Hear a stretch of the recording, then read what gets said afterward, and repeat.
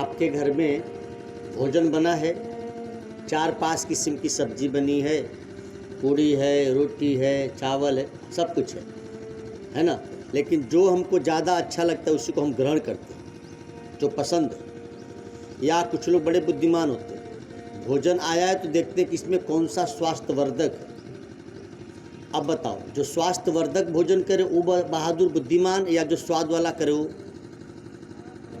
जो स्वास्थ्य को ध्यान में रख के करे वो, है ना। अब आपके पास सारे सुख सुविधाएं हैं, गाड़ी है, बस है, ट्रेन तो होती नहीं, घर है, टीवी है, सोफा है, सब कुछ है, ठीक। सबके पास आप समय देते हैं, बेटा है, बेटी है, बहू है, नाती है, पोता है। अब कभी अकेले में बैठ के ये सोचें कि मैंने जो समय बेटे को दिया, बहू को दिया, सासू को दिया, पोते को दिया, टीवी को दिया, गाड़ी में बैठे और सत्संग में बैठे, इसमें से कौन सा समय ज़्यादा अच्छा रहा है ना। अपनी बुद्धि से मुझे खुश करने के लिए नहीं, हम स्वयं सोचें। हम 1 घंटा टीवी देखें, 1 घंटा पति के यहाँ बैठे, 1 घंटा बहू के यहाँ बैठे, 1 घंटा रिश्तेदार के यहाँ बैठे, 1 घंटा कंपनी में बैठे, जहाँ भी जाए, लेकिन सबसे ज़्यादा शांति और सुख कहाँ मिलता है? सत्संग में।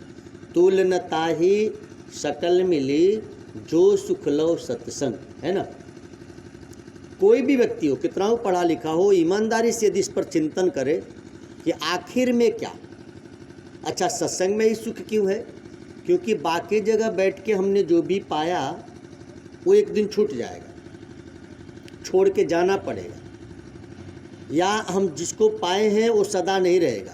लेकिन भगवत कथा में बैठने के बाद जो हमको मिलता है वह सदा रहेगा, वो शाश्वत है। संसार में हमको नश्वर संपत्ति और नश्वर ज्ञान मिलता है, लेकिन सत्संग में हमको शाश्वत परमात्मा की मुलाकात करने की विधि मिल जाती है। हमको ये बताया जाता है कि किस विधि तुम अंतर्यामी राम में आराम पा सकते हैं। इसीलिए रामचरितमानस में कहा, तुल न ताहि सकल मिली, जो सुख लो सत्संग। जो सुख सत्संग से मिलता है वो अन्यत्र कहीं मिल ही नहीं सकता। यही वजह है कि बड़े बड़े राजा महाराजा राजपाट छोड़ के संतों के द्वार जाके फकीरी रमाते। राजा भर्तरी, जनक जी महाराज, दशरथ जी महाराज, मैं सेवक परिवार समेता, पूरे परिवार के समेत विश्वामित्र जी के शरणागत होते। क्योंकि जो सुख संतों की पास है, जो सत्संग में है, जो भगवत नाम में है, वो कहीं और मिल ही नहीं सकता।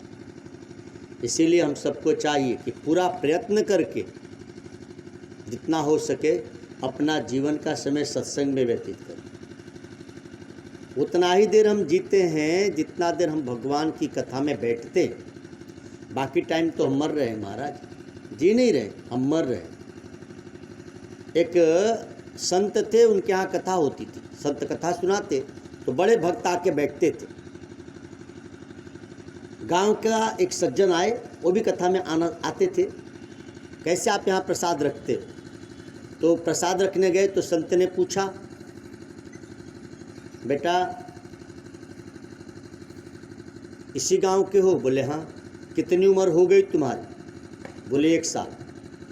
हद है, 80 साल का आदमी कहता है 1 साल। अच्छा कमाते कितना हो? तो बोले 1000। बेटे कितने हैं? तो बोले 1। तो गांव वालों से बात सहन नहीं हुई। बोले गुरुजी ये सब सरासर झूठ बोल रहा है। पहला झूठ आप खुद ही देख लो, बूढ़ा है कहता है कि 1 साल का। दूसरा, गुरुजी हैं 4 बेटे कह रहा है कि 1 है।